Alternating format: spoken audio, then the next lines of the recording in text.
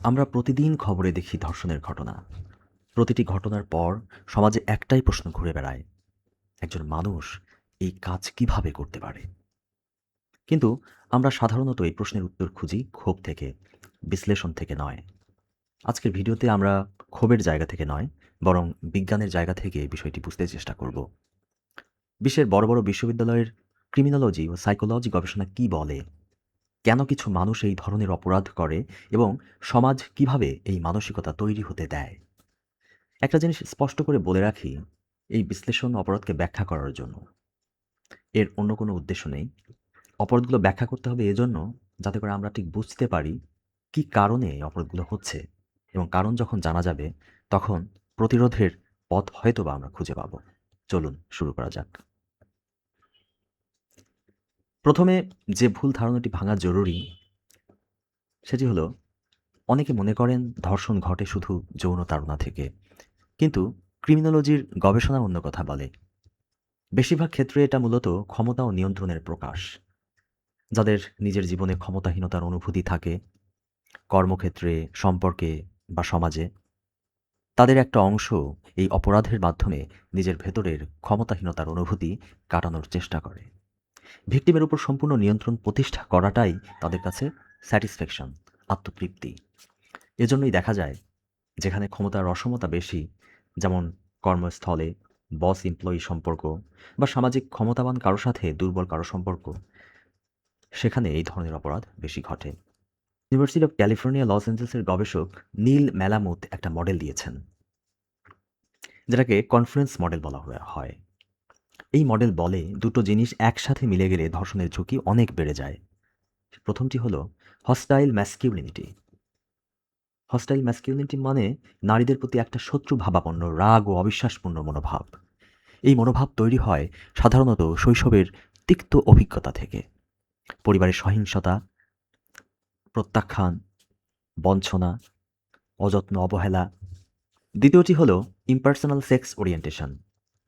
এর অর্থ হল যৌনতাকে সম্পর্ক বা ইমোশনাল কানেকশন থেকে সম্পূর্ণ আলাদাভাবে দেখা, শুধুমাত্র একটা শারীরিক অনুভূতি বা শারীরিক চাহিদা হিসেবে দেখা।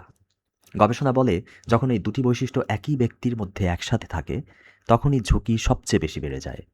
একটা থাকলে অন্যটা ছাড়া তেমন প্রভাব পড়ে না, কিন্তু দুটো মিলে গেলে এটা একটা বিপজ্জনক কম্বিনেশন তৈরি করে। ম্যাসাচুসেটস বিশ্ববিদ্যালয়ের গবেষক লিসাক এবং মিলার একটা চমকপ্রদ গবেষণা করেছেন তাদের কলেজ ক্যাম্পাসে। তারা দেখলেন, একটা ছোট অংশের পুরুষ একাধিকবার একই অপরাধ করছে, কিন্তু কখনো ধরা পড়ছে না। এই গবেষণায় একটা ভয়ঙ্কর প্যাটার্ন উঠে আসে।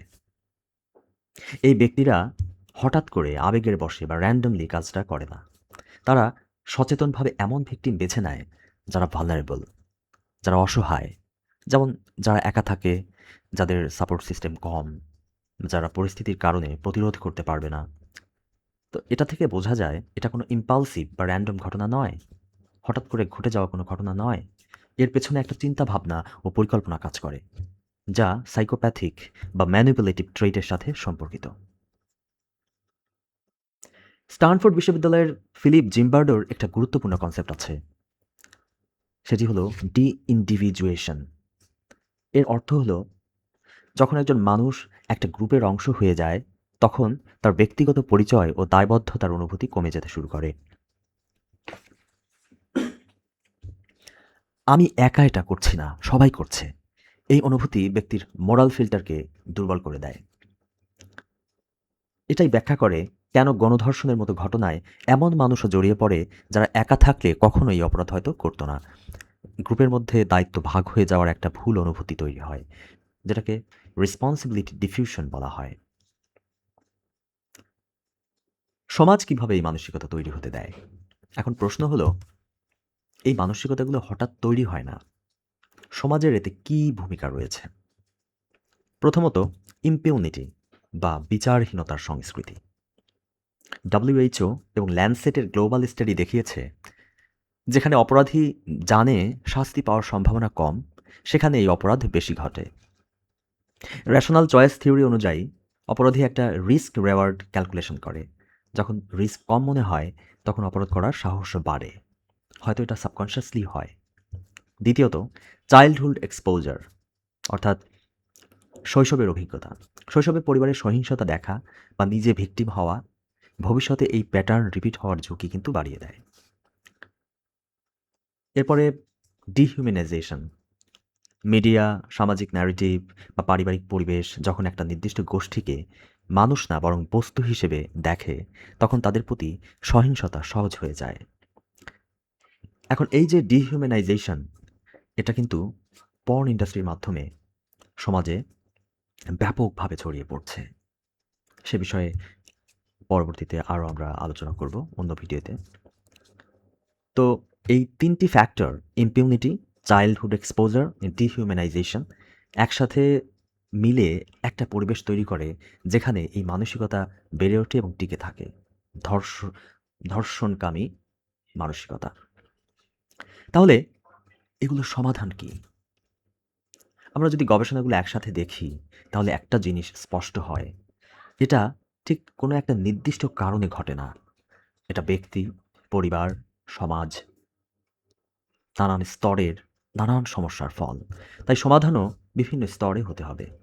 শৈশব থেকে সঠিক মূল্যবোধ শেখানো, বিচার ব্যবস্থাকে দ্রুত কার্যকর করা, যাতে করে ইম্পিউনিটির সংস্কৃতি, অর্থাৎ আইন কার্যকর না হওয়া বিচারহীনতার সংস্কৃতি ভেঙে যায় এবং মিডিয়া এবং সমাজে ডিহিউম্যানাইজিং ন্যারেটিভ বন্ধ করা সম্ভব হয়। আজকের ধর্ষণ সম্পর্কিত আলোচনা এ পর্যন্তই। এই বিষয়ে আমরা সিরিজ আকারে আলোচনা করার চেষ্টা করেছি। পরবর্তী পর্বগুলোতে আপনারা দেখবেন যে পৃথিবীর বিভিন্ন দেশে কিভাবে ধর্ষণকে প্রতিরোধ করা হয়েছে আইনের মাধ্যমে, সামাজিকভাবে। বিভিন্ন দেশে ধর্ষণ সংক্রান্ত আইনগুলো কি আছে, ঠিক কী, কী শাস্তি আছে ধর্ষণের আদ্যোপান্ত, এবং এই অপরাধকে আমরা ঠিক কীভাবে ধর্মীয়ভাবে, সামাজিকভাবে, প্রাতিষ্ঠানিকভাবে প্রতিরোধ করতে পারি, সেই বিষয়গুলো পরবর্তী ভিডিওগুলোতে আমরা আলোচনা করার চেষ্টা করব। এ বিষয়ে আপনার মতামত, সুচিন্তিত মতামত কমেন্টে জানান, যাতে করে আমরা একটা সামাজিক সচেতনতা, সামাজিক আন্দোলনের মতো পরিস্থিতি তৈরি করতে পারি, যাতে এই ধরনের অপরাধ আর কখনো না হয়। ধন্যবাদ সবাইকে।